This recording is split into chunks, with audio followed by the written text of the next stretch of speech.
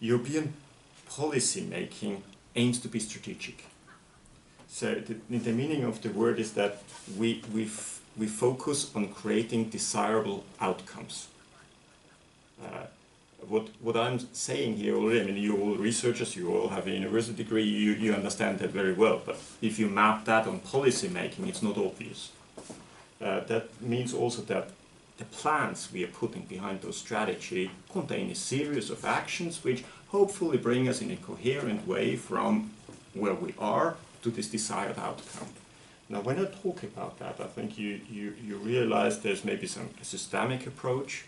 This is maybe meaning that this is long-term, and indeed many of the European policies the European Commission or the European Union is pursuing are long-term policies.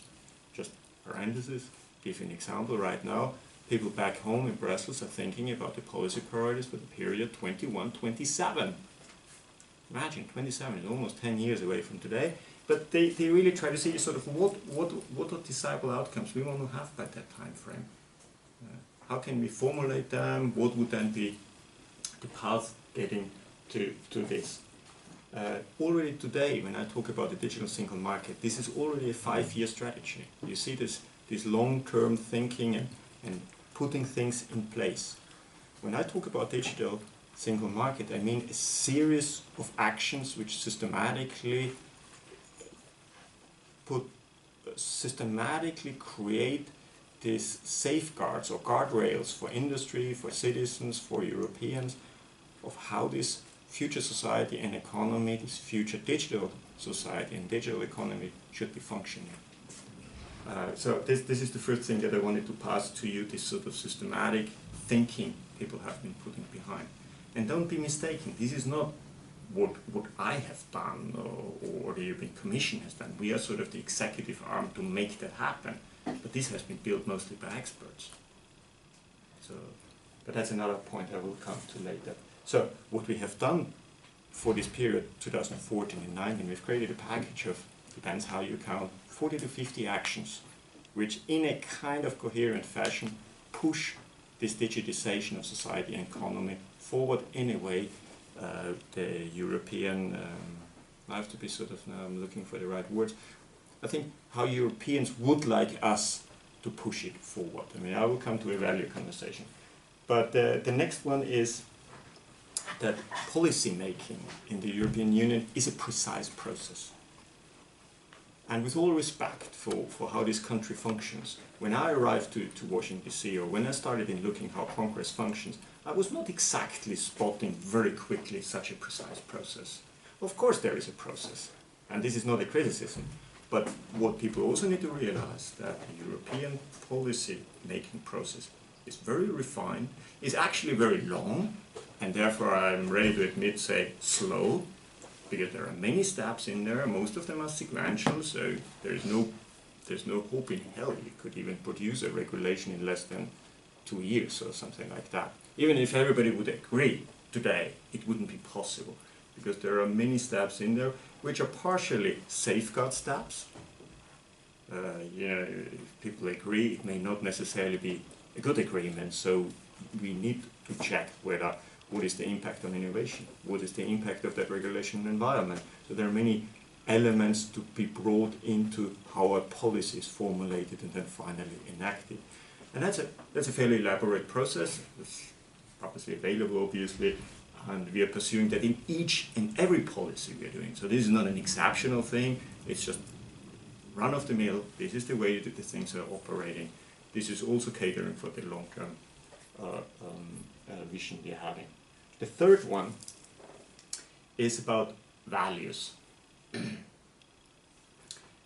And when I talk about values, and I have the conversation very often here in the United States, because that quickly comes into sort of where people think there are maybe confrontational aspects to that. I don't think so.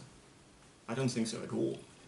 In fact, the value systems I detect here, let's say generally in North America, are fairly similar to value systems we apply in Europe, which shouldn't be shocking. I mean, I think people here a historical background or history background. I mean, you know how these value systems and how this society developed.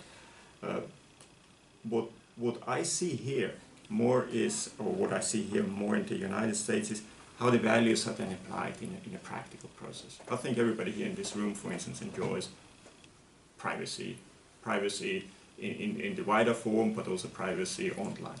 I don't think there is anybody who would sort of dispute that in the wider.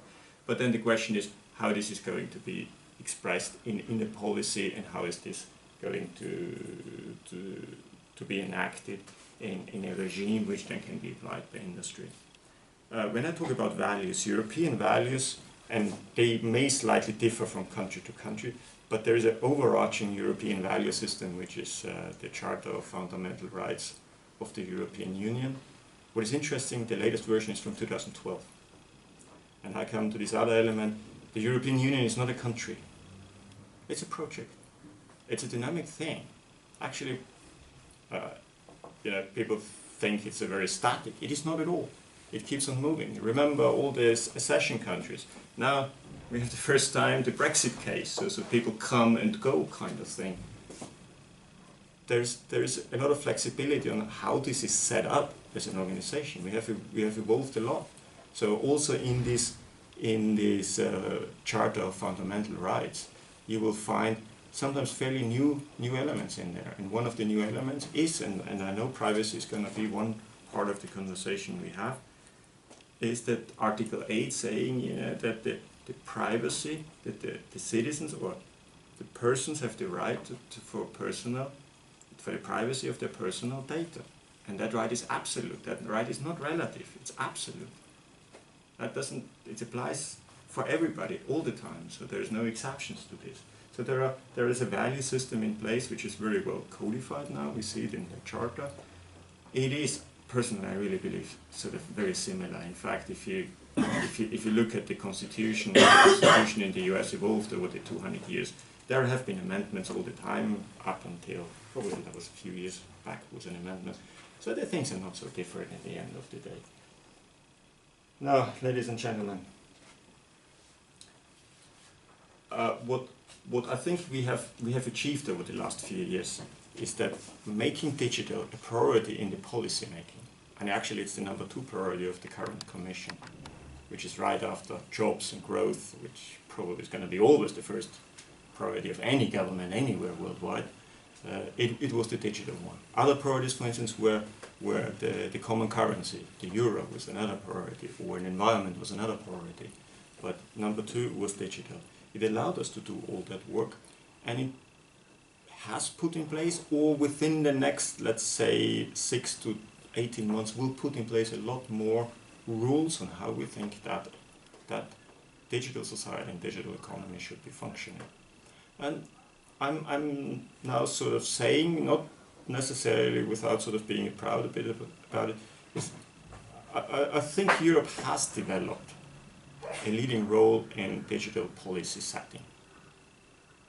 We have seen it with the GDPR, we have seen it when we talk about taxation, we have seen that people in Europe have been thinking more systematically, what are the implications of this change, how can we deal with it. There is more systematic thinking ongoing on what will be the impact of artificial intelligence. Now, I know this can be criticized, and I'm very open to this conversation because it's, a coin has 2 sides, so maybe there are elements to it which are not that positive as I'm portraying it here. But one reason why I think Europe has been doing that is that the lack of trust citizens and users have in digital technology is phenomenal. It's close to 0. People do not trust digital technologies and companies in that business. You can use any study or any survey you can look at you want. The country I come from, and we run this Eurobarometer in Europe for many years, the country I come from, Austria, 77% of the people have serious concerns how big companies deal with their personal data. 77. Now, how is that going to work in this digital economy, digital society we would like to create if we have the deep and increasing distrust into these technologies? So squaring that circle is certainly something we would like to achieve by putting in place these rules for allowing people to regain their trust. Because what we are right now is not on an innovation mission, we are on a repair mission, on So we need first to repair what we have put in place, and from there take the actions. The trust in artificial intelligence is not very high. In fact, there's another Eurobarometer coming out in a few weeks from now, again looking at the questions around digital trust, and the results are not very good. Not very good. And these are representative surveys, and they are running for a number of years. Now, what have we put in place? And this is where I would like to round up and maybe then give the elements for questions and conversation we are going to have. I use these 40 or 50 actions we have pursued and are still pursuing, fall largely into 4 groups, I would say. The first group is anything about this data. So this data economy we all believe we are living in, and we will be even living in more tomorrow. So what are the values, the social norms we want this data economy to respect? There's the whole chapter of privacy. Many of you know, we all know what GDPR has been changing in this environment. That is one element. There is another regulation coming on which looks at how terminal equipment is going to work, how smartphones are working. I'm opening parentheses here. We have just finished rerunning a study we have done a few times already, which looked at 1 million apps in the App Store. Well, not in the App Store, and actually it was in Android, and found 700,000 of these 1 million have illegal trackers on them. We all know that. We all know that our terminal equipment is blowing out data left and right, and we have no idea where to and what is happening to that. We are putting out a regulation which will look into that and prescribe consent is necessary if data leaves your smartphone. There are other policies in that context. I've been talking about data privacy, but there's also policies where we want to make the best use out of the data. There's a free flow data of regulation, because data delivers value. We want to have the free flow of data ensured within the European Union, but also outside. This is part of free trade agreements now. This is why we have the privacy shield with the United States, because we would like that the United States remains a major partner and processor of European data. Another point, did you know that only 4% of the data generated in Europe are stored in Europe? It's the rest of the world which is doing the processing. Now, the second element, so I've been talking about data, the second element is digital content. Now, content is another sort of difficult chapter, because content essentially means trading of different actors on the market. This is a multi-sided marketplace. Look at copyright. The European Commission is about to enact new copyright rules, and there are rules in place so that the market is functioning today. So if you go in and change a function in the market, you will sort of create almost losers and winners. There's no option you have. If you start moving the needle there, somebody will benefit, somebody will not benefit from that change. But we are willing to make some changes there because we think the copyright market is not functioning as good as it should be. One change we would like to make is to strengthen the right of copyright holders.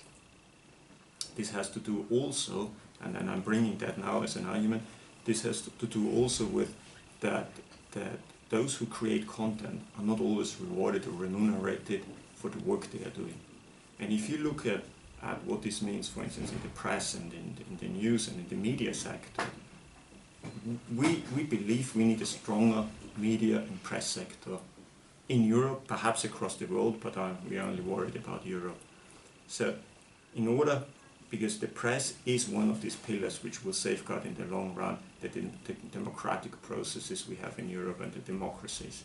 If we weaken the press, and that has happened over the many years, as you know very well, there are less newspapers, there are less news outlets, there are simply a lot less people who have journalism as their profession and gain money from it.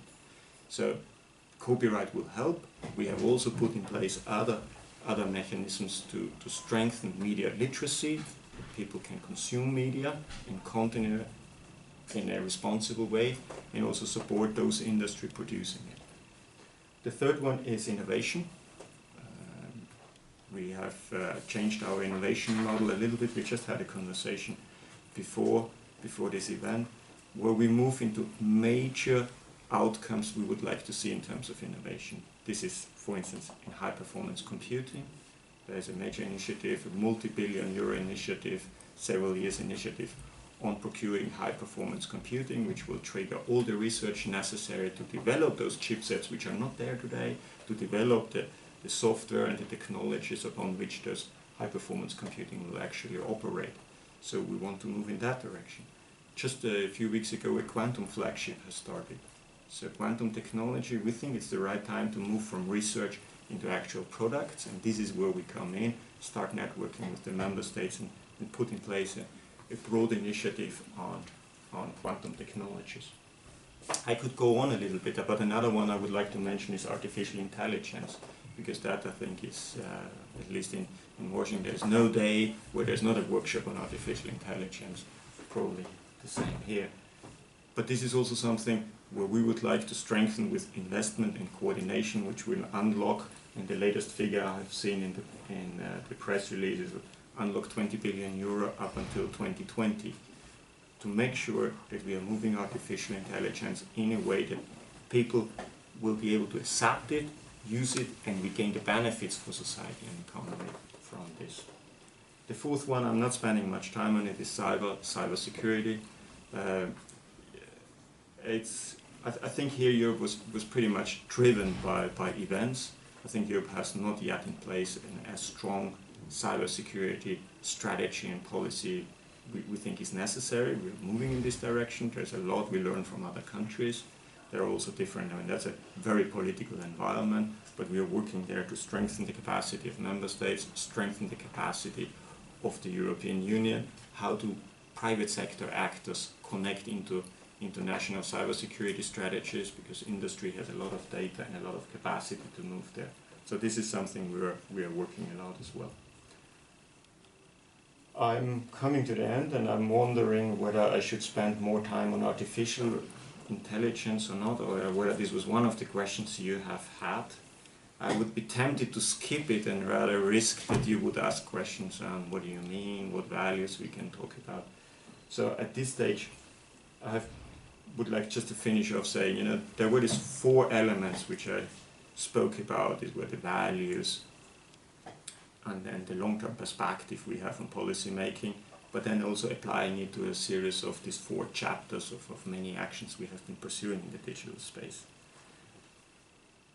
As a last word, I haven't prepared that, but I think people back home are very confident that they are doing the right thing. This confidence comes from the way the European Commission, the European Union works, by this reaching out, getting the stakeholders on board, for instance on artificial intelligence. What values a European policy will have is not worked out by the public sector, obviously. It's worked out by an expert group. We have just started in spring, 52 people, an international expert group. They will work them out. We will have a public consultation on the guidance they are developing, and only then there will be a final version. So we think we are sort of putting in place the right mechanisms to deliver something where economy and society would be happy with.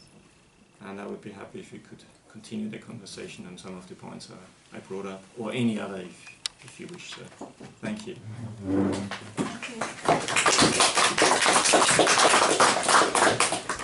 Thank you, Peter, so much, and I think audience also definitely will have some questions, because you outlined such a rich universe of the issues that we could address in this short time span that we have here, that maybe it can be a little bit challenging. But I have a few questions to you myself, and I'll start from yesterday evening, that you will remember for sure, although we had some wine. But before we had wine, it was an event organized by Open Austria, and it was with the presence of Andrea Jelinek, Director of European Data Protection Board, and the issues that they were discussed, it was a panel, we were discussing personal data protection, GDPR regulation that was in place now for 5 months. It started in May, be applicable in May 2018, and that has also huge application for American companies that come into Europe, because they also have to be compliant. So this is one thing, and more recent things that I haven't yet heard been discussed here in the US, but I've been following it as I follow the European news. It's a digital services tax that was just announced at the end of October. It was a presentation by Macron, the French president, to the European Parliament. 3-page proposal, very brief, but idea is that we want to tax European, like these big corporate IT giants like Google and Facebook, who are dealing with the personal data, who is governing and processing the personal data.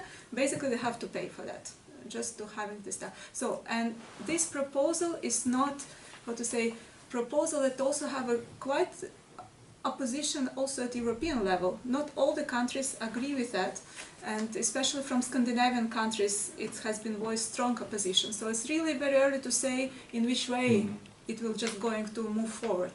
But these two things, GDPR and this digital services tax, it's just bringing me to the question, are these mechanisms, are these regulations and all these kind of proposals of taxation, do they really stiffen innovation? Is it like really a barrier for innovation that is argued of the opponent of all this, of all the regulation and the proposal of the services tax? They're just basically saying that innovation will stop, it blocks innovation, it hinders innovation. What is your view on that?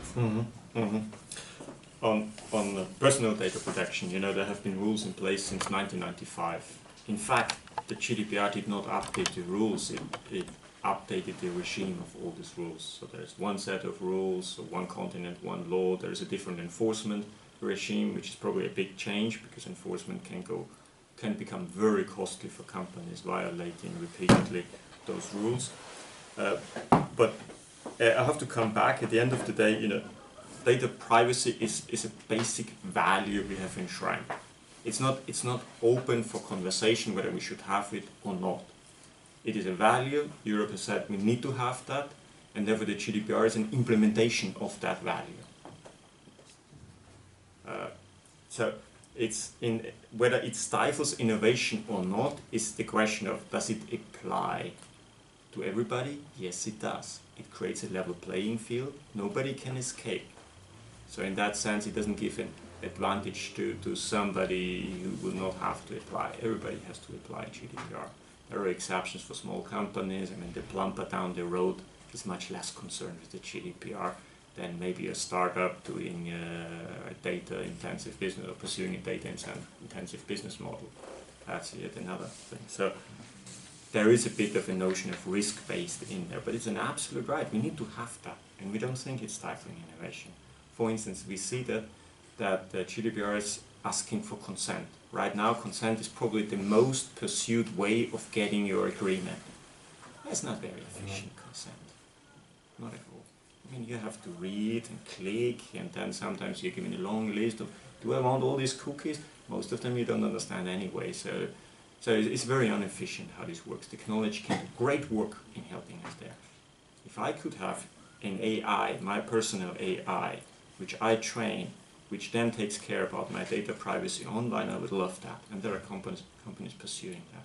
That goes also in the area of pseudonymization. There's a lot of innovation going to come, of encryption. So these are things where we believe GDPR is even sort of a pro-business type of regulation. Yeah. And about this digital services tax, I guess it's just too early to say. Do you have a view on that? It's interesting, you know. It's very First, new. It is, yeah. But the Commission has made two proposals. First, the analysis of our tax revenues shows that companies in these certain groups of companies in the digital business are not contributing taxes at the level other companies are contributing. So we talk about an erosion of the tax base. If the whole world were to be just digital companies, we would not raise enough taxes to run the government and the state as we think we would like to run it. This means schools, this means roads, this means how government and all the services government provides. So collecting taxes is a major thing. Now, collecting taxes need to be in a fair way. And I don't think right now tax collection is done in a fair way. It's disadvantaging the bricks and mortar companies. And it gives an undue advantage to companies who pursue a business model which falls a bit through the cracks. So the first proposal the European Commission has put out is working with the OECD, because we need an international change of the tax code here and then the understanding of the tax collection, how this works. Working with the OECD on what are the new tax models for this digital economy. That is our first and foremost priority. This is also clearly what we put out. Now, member states have said, well, you know, this may come or may never come, or we'll see. So why are we not starting collecting taxes right away?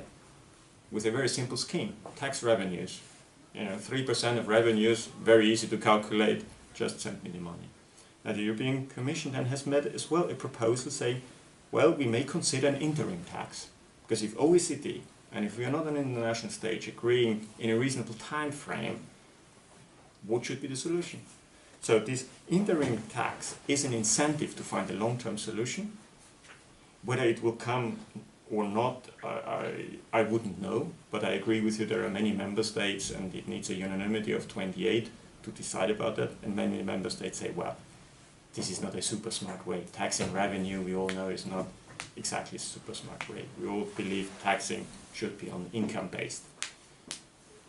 So, but what is interesting is on Tuesday, as part of the elections, you know that San Francisco has enacted Proposition C, which is a revenue-based taxation of a certain group of companies. So it's not a completely foreign thought somebody has invented somewhere in Europe. It is a concept which is there and is being used. So I'm not sure if it's going to move ahead in San Francisco or not. But I can understand that an erosion of tax base is an issue government, member states, or whoever is collecting those taxes is concerned with, wherever they are. Thanks, Peter. And I will give you a little bit small break just to say a few words about the research policy, also in the digital field, because that I think needs clarification. Because European Commission is quite a complex world. We have the digital single market, we have these policies, and we also have Horizon 2020. It's a huge research and innovation scheme where we invest a lot of money into research, innovation, into research institutes, universities, also companies, small and medium-sized enterprises, in all the different fields that you can imagine. And this is a huge already now for the 7-year period that is happening now. Horizon 2020 contributes 77 billion for over 7 years period to the European Union, universities and research and innovation base. And for Horizon EU, that is the next program that, as Peter mentioned, starts in 2021 to 2027, the actual contributions, they increase even more. It is planned to be, it's not yet approved by European Parliament, but it is planned to be 100 billion euros. Huge thing, huge increase, because you have to think also with the Brexit, one country that was a big contributor to these programs is just going out. So, but still, European Commission and European Union wants to make this like really statement to invest into the research and innovation policies. So, how it is related? How related the digital single market and this Horizon EU program, Horizon 2020 program? Basically, they go hand in hand, because also our program, research program, we also invest in the digital technologies and the digital things, but we address it more on this research level. It's like more, let's say, basic research level, also some applied research level. So while the digital single market, they create necessary infrastructure, they support this deployment, capacity building, we invested this research and innovation end. And I was looking to give you some ideas of the research program, of the projects, the digital programs that us as research and innovation, as we are financing. And actually, I thought I'm not going to go with straightforward project. I will just give you the most rare project that I found, because I found it just was so exciting, because this is a type of project I would never thought about if I wouldn't find it online. Let's, for example, we invest in getting smart beekeeping systems, like monitoring these bees, crowds moving from the left to the right, and I don't know what. For example, exciting subject again, it's like, because I'm economist like by profession, it's like creation of virtual museums, like opportunities to people to visit the museums virtually, like all around the world, to making the tours. I mean, it's another thing just to make the culture accessible to everyone in Europe, and I mean outside Europe obviously as well. Another project like connecting health professionals in the remote Finland regions, and they say that basically these medical professionals, they are like health professionals, they are so rare there because the territory is so huge and there are like so few people that basically these professionals, they sort of lacking their professional networks. They need to communicate with each other, but they need to communicate in a digital way because they're just not available this hospital-like environment or just like these forums and things where people just can freely come together. This is like kind of the project that Commission invest in, finance it, and this is like invested also, they're like really connected to the digital, but they're coming from this research and innovation budget. But with this small explanation how we are functioning, I wanted to come to my next question. And the question is that I saw in this new program, new multi-annual framework program, is the notion of digital innovation hubs. And I just wondering if you just can tell a few words about it, and for whom it is designed and how they function and what is the idea behind it. Mm-hmm. Now,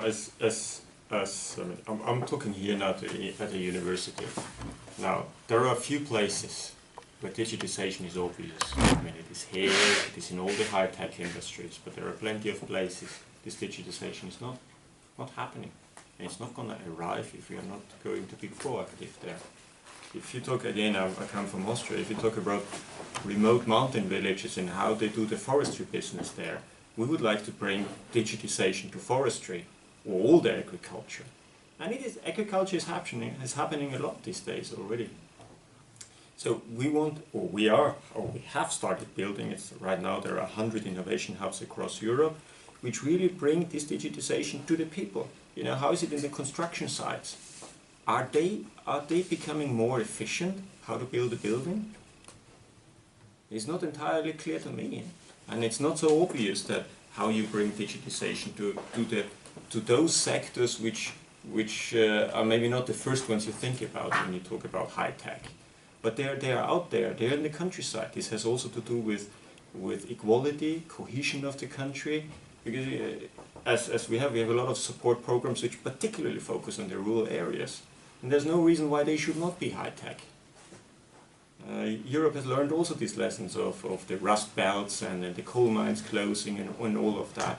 Now, that has changed the last 15 years, and innovation hubs are yet another instrument where we go out and help the smaller companies with concrete technologies and whatever. I mean, imagine you're in a forestry business, you have about 100 employees. What can we do for you? What machines do you need to buy? How can you change the way you track the logs you're cutting?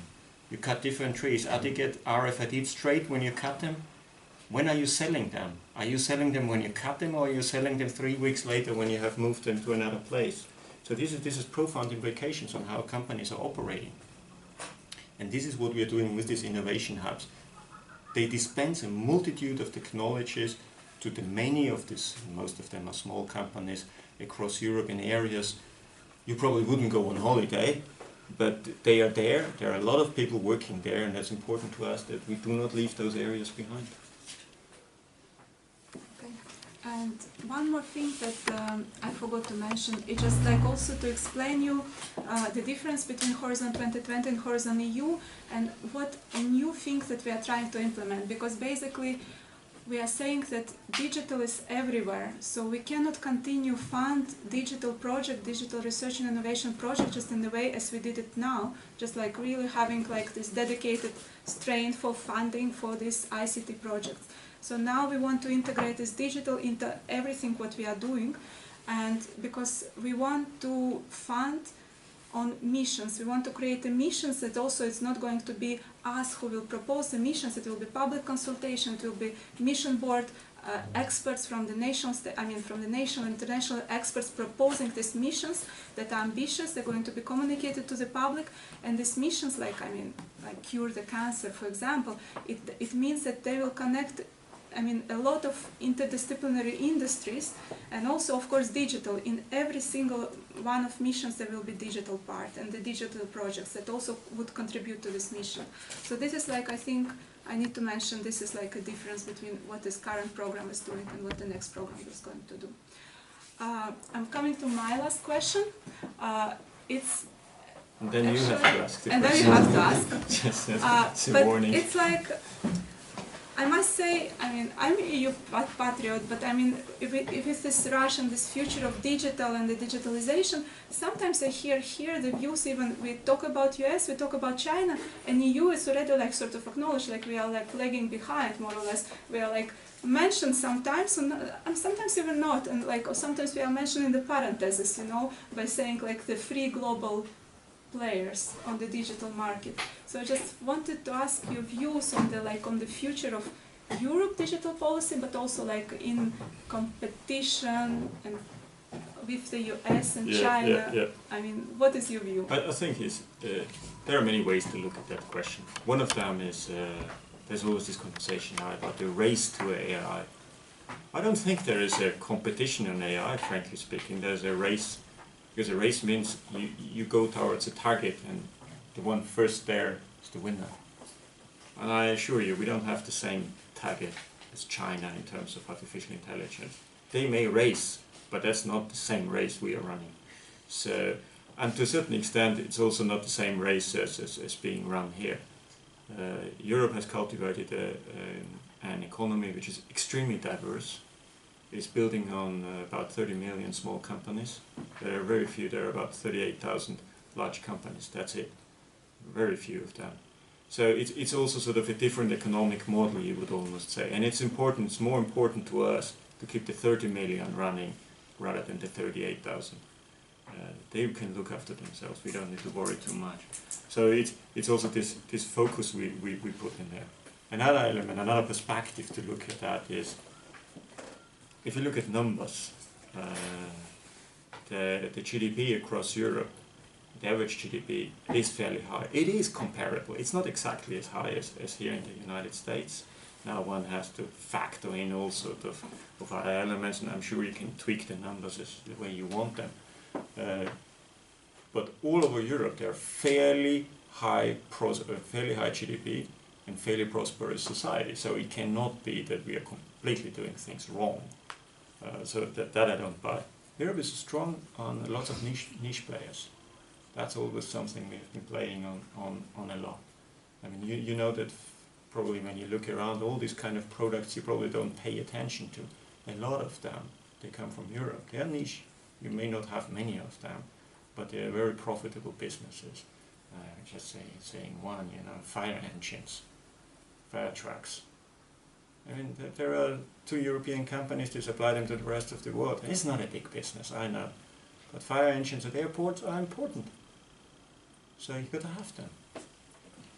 So and there are plenty of this sort of, where I think we would be really interested to keep this diversity and put this innovation in all the sectors and strengthen through that this sort of European way of doing things. I mean, I think there are many ways to look at this question also in other ways. I mean, look at tourism and what Europe is doing there and how strong European tourist operators globally are.